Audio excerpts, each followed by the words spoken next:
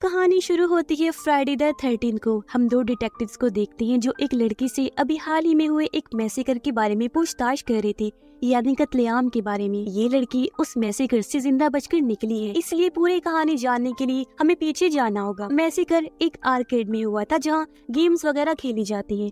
उसका मैनेजर था टिम और उसके साथ दो वर्कर्स थी, एक का नाम एलेक्स होता है। उन दोनों की शिफ्ट खत्म होने वाली थी, तभी टिम उन्हें आकर बताता है कि आज तुम्हें ओवर टाइम करना होगा। अभी पार्टी के लिए एक आखिरी बुकिंग आई है, 8 दोस्त आएंगे, पार्टी करेंगे, खेलेंगे, कूदेंगे और चले जाएंगे। इतना बोलकर वो थिएटर रूम में चला जाता है और आराम से बैठकर एक शॉर्ट फिल्म देखने लगता है। ये वही शॉर्ट फिल्म है जिसमें मिकी माउस पहली बार दिखाया गया है। खैर, यहाँ पर मिकी माउस का एक मास्क भी रखा हुआ था जो टिम को पुकार रहा था। इससे टिम काफी डर जाता है। उसके हाथ से ड्रिंक कटे हुए तार पर गिर जाती है। बस तभी लाइट्स डेड हो गयी और मास्क ने टिम को कंट्रोल करके अपनी तरफ बुला लिया। टिम ने वो मास्क पहना और अब ये किलर मिकी माउस बन जाता है। पागल मिकी माउस। मास्क पहनते ही इसके अंदर ताकतें भी आ गई, जो थी गायब होकर एक जगह से दूसरी जगह पहुंच जाना। इसी बीच एक वर्कर को लगा कि टिम अपने घर जा चुका है, इसलिए वो भी चली गई। अब पूरा आर्केड अकेली एलेक्स संभाल रही थी। थोड़ी देर वो भी इंजॉय करने लगी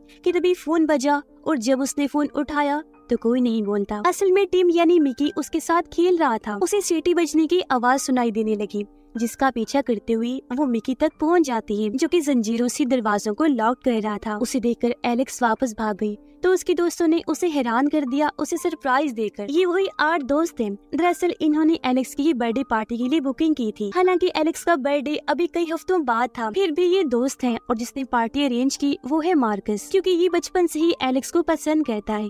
या मार्कस के साथ उसके बाकी दोस्त थे जिनकी भी एलेक्स के साथ दोस्ती थी। इसी बीच मार्कस के 2 दोस्त फिल्म देखने के लिए जा रहे थे और जाते जाते उसका दोस्त बोलकर जाता है, I will be right back, मैं वापिस आ जाऊंगा। ये सुनकर मार्कस हंसने लगा, क्योंकि हॉरर मूवी में ऐसा नहीं बोलना चाहिए, क्योंकि हॉरर मूवी का रूल है कि जो ऐसे बोलता है वो वापिस नहीं आता। उस दोस्त के साथ होता भी ऐसा ही है। मिकी ने उन दोनों दोस्तों की जान ले ली जो मूवी देखने गई थी। खैर, यहाँ से खून होना शुरू हो जाती है। जिस चाकू से केक काटा गया वो गायब हो चुका था, बाकी चाकू छुरियां भी गायब हो चुकी थी और बाहर जाने का रास्ता भी चेन से लॉक कर दिया गया था। इस घबराहट के माहौल में अगला नंबर एक और दोस्त का लग गया। मिकी ने उस पर भी अटैक करके उसकी जान ले ली। फिर इसके बाद मरने की बारी आई फीमेल फ्रेंड की, लेकिन वो बच गई क्योंकि उसके हाथ में टॉर्च थी।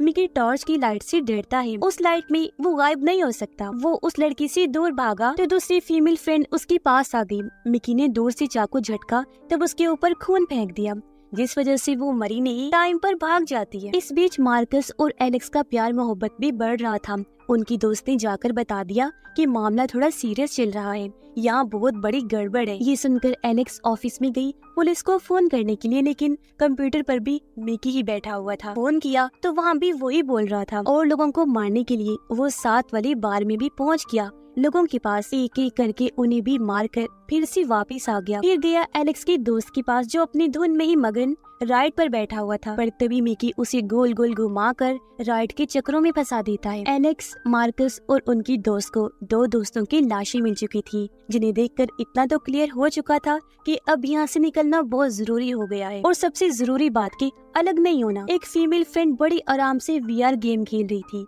तो मिकी माउस आकर उसके साथ भी अजीब तरीके से छेड़छाड़ करने लगता है। इधर ये तीनों दोबारा मेन एग्जिट तक पहुंच गए, लेकिन मिकी पहले से बाहर खड़ा था। तब ये प्लान बनाती है कि फायर अलार्म बजा देंगे तो फायर ब्रिगेड बिना फोन किए ही आ जाएंगे और हम सब बच जाएंगे। लेकिन ये प्लान बनाते ही अपना अलग ना होने वाला रोल भूल जाते हैं। एलेक्स इनसे अलग हो जाती है। उसने अकेले जाकर अलार्म बजाया, लेकिन मिकी ने उसके सामने ही उसकी एक दोस्त का गला काट कर बुरी तरह उसकी जान ले ली। इसी बीच मार्कस ने स्पीकर पर बोल दिया था कि छत की तरफ भागो, फायर ब्रिगेड आती होगी। तो 2 दोस्त उसी तरफ भागने लगे, लेकिन रास्ते में मिकी ने लड़के की टांग पर कट मार दिया और दूसरे दोस्त को तो जान से मार डाला उसने। इतने में एलेक्स इन दोनों के पास वापस आ चुकी थी और ये सोच रही थी कि आगे क्या करना है। तभी बाहर जाकर मिकी एक और फीमेल फ्रेंड को मार डालता है। एलेक्स ने किलर को काफी पास से देखा, इसलिए वो समझ चुकी थी कि किलर टेलीपोर्ट हो सकता है, लेकिन फ्लैश लाइट में नहीं। अभी वो सोच रही थी कि आगे क्या किया जाए, तभी मिकी आ जाता है। बहादुरी दिखाते हुए एलेक्स का दोस्त उसके पास गया